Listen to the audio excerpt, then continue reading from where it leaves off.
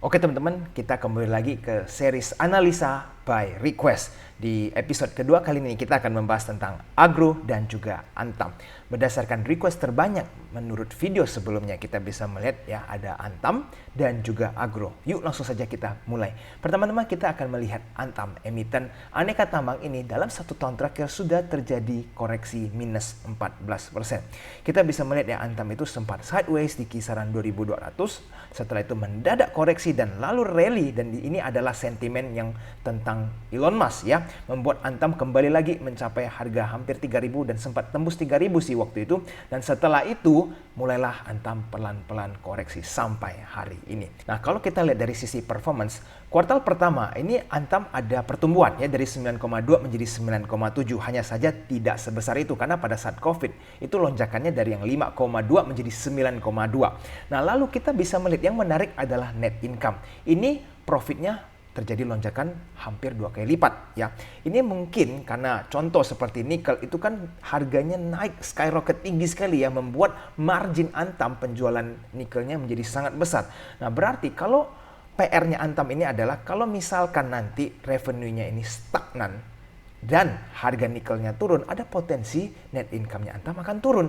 Nah, itu yang membuat resiko di Antam. Jadi, di kuartal kedua ini, Antam perlu mengenjot performance atau omset mereka, ya, atau penjualan mereka. Kenapa? Karena kita bisa nanti lihat harga nikel sudah mulai terjun bebas. Nah, kalau dari sisi valuasi sekarang, kita bisa melihat price to book value 2,12 ya.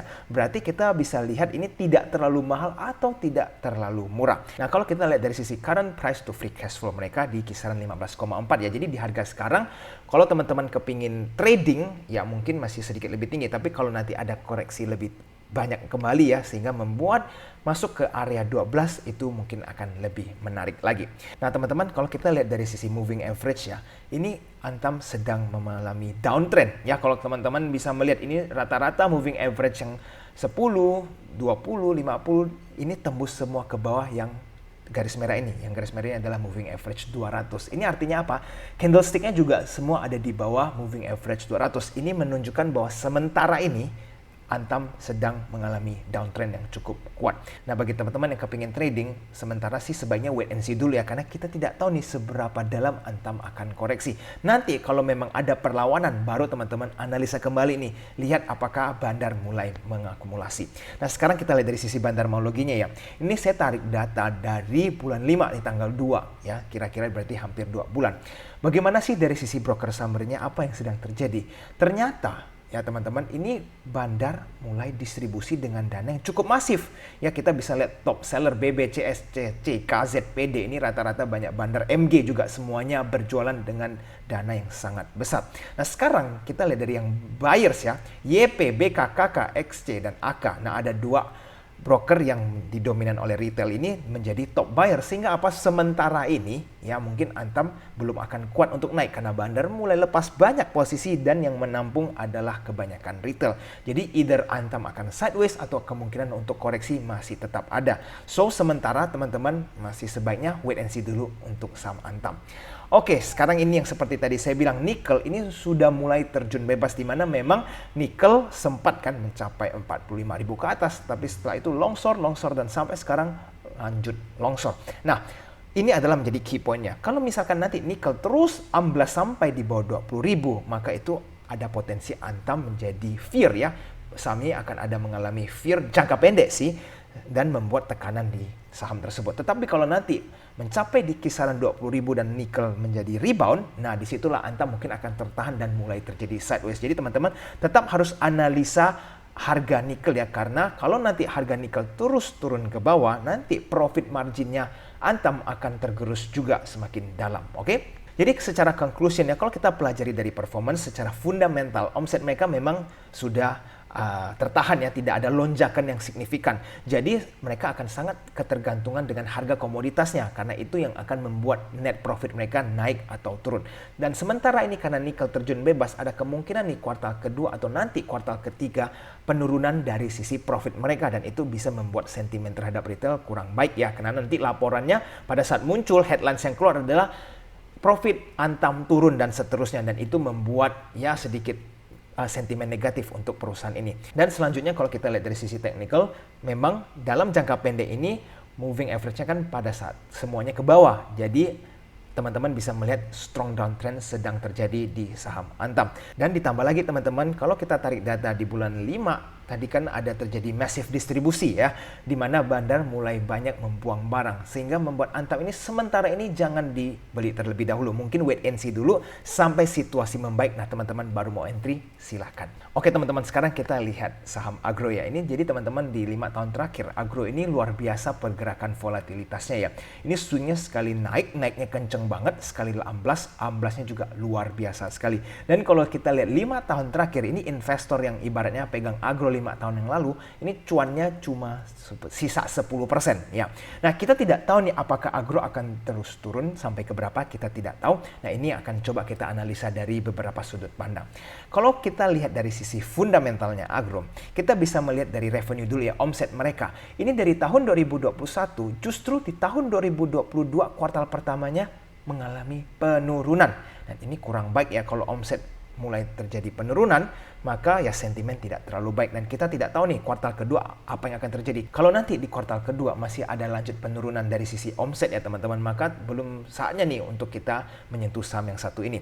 Nah, kalau kita lihat dari sisi net income, yes memang ada terjadi lonjakan ya, dari 18 menjadi 48. Tetapi kalau kita bisa melihat di tahun 2021 ini kerugian Agro cukup besar ya teman-teman. Nah, jadi nanti kita lihat nih apakah ada pertumbuhan dari sisi omset terlebih dahulu, karena kalau misalkan revenue secara konsisten bertumbuh, nah itu baru membuat Agro menjadi menarik. Tetapi kalau selama omset mereka turun ke bawah, maka teman-teman dari sisi fundamental Agro masih tidak menarik. Nah, selanjutnya kita lihat dari sisi valuasi ya. Agro sekarang di kisaran 7 ya, book value berarti tidak terlalu murah nih. Ini saham 7 kali book value. Dan kalau dari current price to free cash flow mereka justru malah negatif, berarti negatif free cash flow. Ini membuat Agro secara fundamental tidak menarik sama sekali. Oke, sekarang kita lihat dari sisi technical ya. Teman-teman bisa melihat dari technical ini justru juga devastating sekali ya. Ini very strong downtrend, di mana teman-teman bisa lihat candlestick-nya ini terus turun ke bawah dengan sangat cepat ya. Bisa dibilang ini cukup cepat kalau dari sisi swing. Nah, apakah sudah ada tanda-tanda rebound? Menurut saya belum ada ya. Kenapa? Karena volumenya masih sangat rendah. Belum ada tanda-tanda bandar melakukan akumulasi di saham yang satu ini. Jadi teman-teman kalau kepingin beli ini belum ketemu entry point sama sekali. Jangan main spekulasi entry, karena harga yang sekarang 765 bisa saja lanjut turun ke 700 atau 650 dan seterusnya. Jadi teman-teman juga untuk saham Agro dari sisi teknikal kita wait and see terlebih dahulu. Nah, bagaimana dari sisi bandarmologinya teman-teman? Ini saya tarik data kembali dari bulan 5 ya. Kita juga bisa melihat bahwa ternyata di Agro masih ada distribusi, di mana utamanya ada LG, YU, dan AK. Ini tiga-tiganya melakukan distribusi. Kalau kita compare atau bandingkan dengan top buyers, secara keseluruhan memang saham Agro di 1-2 bulan terakhir ini masih ada distribusi. Nah, lalu kalau kita perhatikan lebih detail lagi, teman-teman bisa melihat saham ini ditampung siapa nih? NI, YJ, CC, DHYP.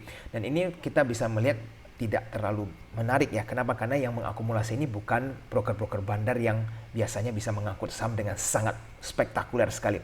Jadi dengan volume yang cukup kecil, transaksi yang begitu kecil, dan masih ada distribusi, membuat Agro masih belum menarik sama sekali. Nah, kalau dari sisi sentimen memang untuk Agro tidak ada sama sekali ya, karena pestanya sudah selesai. Jadi sekarang ini tidak ada berita tambahan, dan performance mereka juga sementara ini justru malah menurun, membuat sentimen terhadap Agro ini masih either neutral atau justru tidak terlalu positif. Nah, jadi teman-teman konklusinya adalah kalau dari sisi fundamental memang Agro ini mungkin tidak masuk ke radar investor ya. Investor itu mencari saham-saham kan yang under value, dan Agro ini sementara ini tidak bisa dikategorikan under value. Nah, jadi kalau teman-teman yang penganut fundamental mungkin tidak akan menyentuh saham yang satu ini. Nah, teman-teman kalau dari sisi TA kita bisa melihat ada super strong downtrend ya. Volume juga tidak ada pergerakan yang signifikan, dan kita belum bisa melihat adanya entry point. Sehingga potensi untuk sideways atau justru lanjut turun masih tetap ada. Sehingga teman-teman masih wait and see dulu ya untuk saham yang satu ini. Nah, berikutnya dari sisi bandarmologi kita bisa melihat sekuritas juga masih lanjut distribusi ya. Belum ada sekuritas yang mengakumulasi saham Agro ini, dan juga value transaction di 1-2 bulan terakhir di Agro ini cukup kecil. Jadi teman-teman, kalau dari fundamental kurang menarik, technical downtrend dan bandara mulai tidak ada yang mengakumulasi sehingga saham ini either akan tidur dengan jangka waktu yang cukup panjang atau bahkan masih bisa lanjut koreksi. So sementara teman-teman untuk agro masih wait and see ya, jangan beli terlebih dahulu. Bagi teman-teman yang sudah belanja mungkin bisa batasi cut loss ya. Kalau teman-teman trading itu harus selalu punya batas cut loss. Tapi kalau teman-teman yang mau berinvestasi mungkin ya belum saatnya karena performance mereka sedang mengalami penurunan. Jadi teman-teman, bagi yang kepingin request saham untuk dianalisa, bisa tulis di kolom komentar di bawah ya. Sebutkan 3 emiten yang ingin dianalisa. Dan nanti saya akan cek di kolom komentar yang paling banyak disebut, maka saya akan lakukan review untuk saham tersebut. Oke, jangan lupa untuk nonton video yang episode pertama ya bagi teman-teman yang belum nonton, karena ini akan menjadi analisa gratis buat teman-teman semua. Oke, sampai jumpa di episode selanjutnya. I'll see you again next time. Bye-bye.